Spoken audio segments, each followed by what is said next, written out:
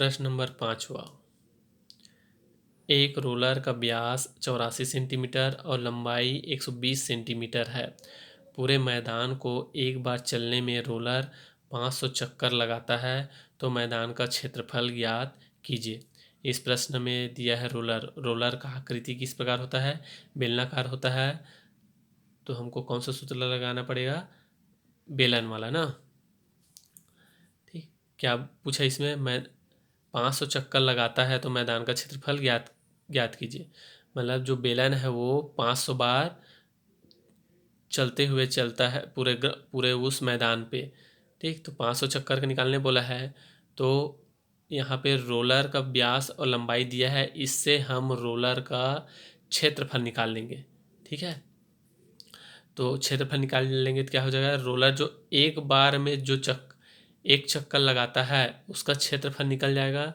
उस क्षेत्रफल से इस 500 को गुना कर देंगे तो मैदान का क्षेत्रफल निकल जाएगा। देखिए कैसे करेंगे।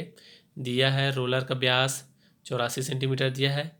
ठीक, व्यास दिया है 84 सेंटीमीटर, तो रोलर का क्षेत्रफल निकालने के लिए हमको किस चीज़ की ज़रूरत होता है? त्रिज्या की। व्यास दिया है तो त्रिज्या क्या हो जाएगा? 84 का आधा। तो रोलर का त्रिज्या r बराबर 84 को 2 से भाग दे देंगे। ठीक है, तो त्रिज्या निकल जाएगा। 84 को 2 से भाग दिए तो कितना आएगा? 42। 2 चौक 8, 2 दूनी 4, 42 आया। और क्या दिया है प्रश्न में? लंबाई दिया है। लंबाई मतलब वही उस रोलर या बेलन का ऊंचाई भी वही होगा। 120 सेंटीमीटर दिया है। ठीक, अब रोलर का वक्र पृष्ठ का क्षेत्रफल, रोलर के बेलन के वक्र पृष्ठ का क्षेत्रफल ये होता है 2πr/h। जो मान दिया है उसको रख दिए। 2 पाई का मान 22/7, आर का मान ऊपर से दिया है 42 सेंटीमीटर रख दिए, और इस h का मान दिया है लंबाई मतलब h बराबर 120 सेंटीमीटर दिया है। h की जगह इसको रख दिए, इसको हल किए। 7 से कोई कट रहा है ऊपर में, ये 42 कट रहा है।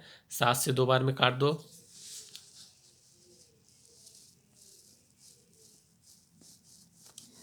ठीक,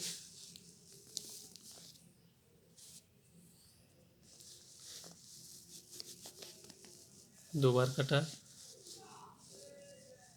ठीक, 2 गुणित 22 गुणित 6 गुणित 120, ये 2 बचा। अरे दो, 2 क्यों, 7 से 6 बार जाएगा। 7 एकम 7 छक्का 42। ठीक, कौन कौन सी संख्या बचा? ऊपर में नीचे का कट गया, ऊपर में जो संख्या है उसको गुना करके लिखे। 2 गुणित 22 गुणित 6 गुणित 120, इन सभी को गुना करेंगे कितना आएगा? 31,680 आएगा वर्ग सेंटीमीटर। ठीक, ये हुआ रोलर के एक चक्कर का क्षेत्रफल। ठीक, यही रोलर जब एक चक्कर लगाता है तो इतना आता है। वही अगर 500 बार चक्कर लगाएगा तो कितना आएगा? उसको जो जो एक बार का जो मान आया है उसी को 500 से गुना कर देंगे। दिया है प्रश्न में 500 चक्कर लगाता है, अतः रोलर 500 चक्कर लगाने पर मैदान का क्षेत्रफल हो जाएगा। जो मान आया उसको 500 से गुना कर दिए, इसको 500 से गुना करेंगे तो इतना आएगा।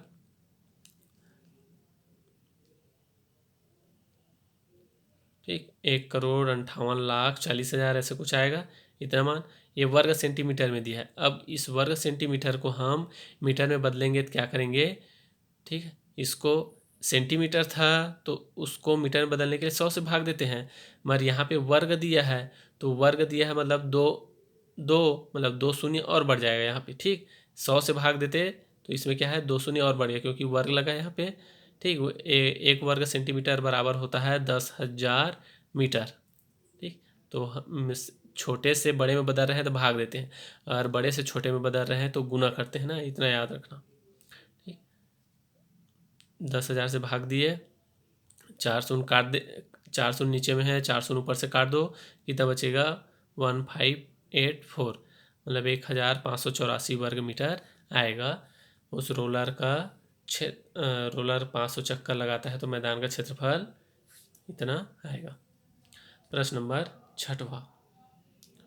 बेलन का आयतन ज्ञात कीजिए जिसकी त्रिज्या 3 सेंटीमीटर और ऊंचाई 14 सेंटीमीटर है।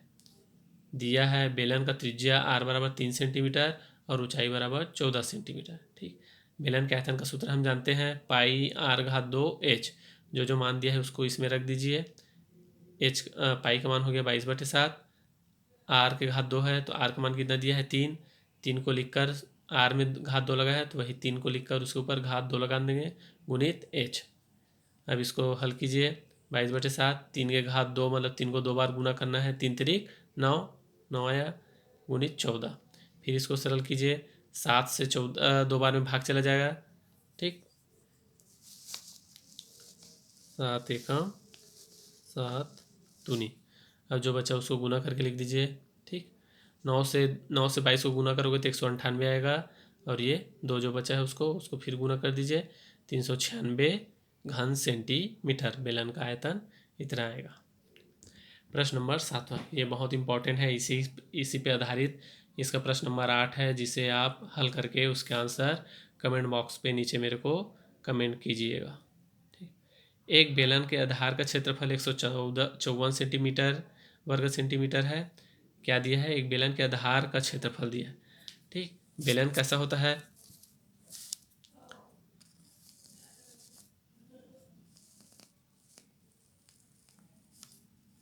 ठीक, ऐसा होता है, मान लीजिए बेलन, ठीक। उसका आधार ये दिख रहा है, गोलाकार होता है आधार में, ठीक। ये आधार है, ये तल हुआ, इसकी त्रिज्या ये हुआ। आधार अगर उसका गोला है मतलब एक वृत्त है, तो वृत्त का क्षेत्रफल हम जानते हैं। बेलन का आधार बोला है तो बेलन का आधार वृत्ताकार होता है, तो वृत्ताकार बेलन के वृत्त का क्षेत्रफल कितना होता है? पाई आर घात 2 होता है उसका सूत्र, ठीक। तो यही सूत्र हम उपयोग करेंगे। दिया है प्रश्न में बेलन की ऊंचाई दिया है 10 सेंटीमीटर, ठीक। 10 सेंटीमीटर दिया है, उसका आयतन ज्ञात करना है। मगर यहाँ पर हमको आर नहीं दिया है, आयतन निकालने के लिए आर की ज़रूरत होता है, मतलब त्रिज्या की। तो क्षेत्रफल दिया है, इसी क्षेत्रफल से हम बेलन का त्रिज्या निकालेंगे। देखो, बेलन के आधार का क्षेत्रफल 154 वर्ग सेंटीमीटर दिया है, ठीक। जो मान दिया उसको लिख ले।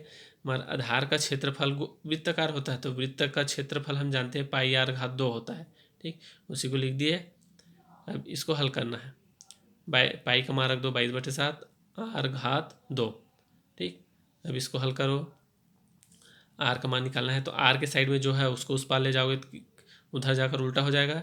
आर के घात, ये आर का घात 2 है, उसको वैसी वैसी रखे। ये 22/7 को उधर ले जाओ तो इधर नीचे में है ऊपर चला जाएगा, और ऊपर में है वो नीचे आ जाएगा। तो 154 के साथ 7 इधर ऊपर में आ गया और 22 नीचे में।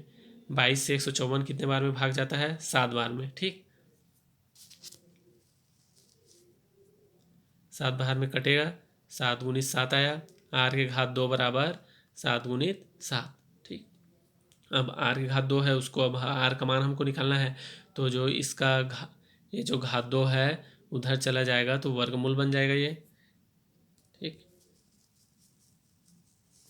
ये 2 हट जाए, ये वाला जो घात 2 है उधर चला जाएगा तो ये वर्गमूल बन जाएगा, ठीक। हम जानते हैं वर्गमूल में अगर 2 का जोड़ी बन रहा है तो वर्गमूल हट जाता है, वो वर्गमूल से बाहर निकल जाता है। तो आर बराबर 7 सेंटीमीटर आया। अब इसके आयतन पूछा हुआ है, आर पता चल गया और ये एच पता चल गया, ठीक। एच बराबर 10 सेंटीमीटर।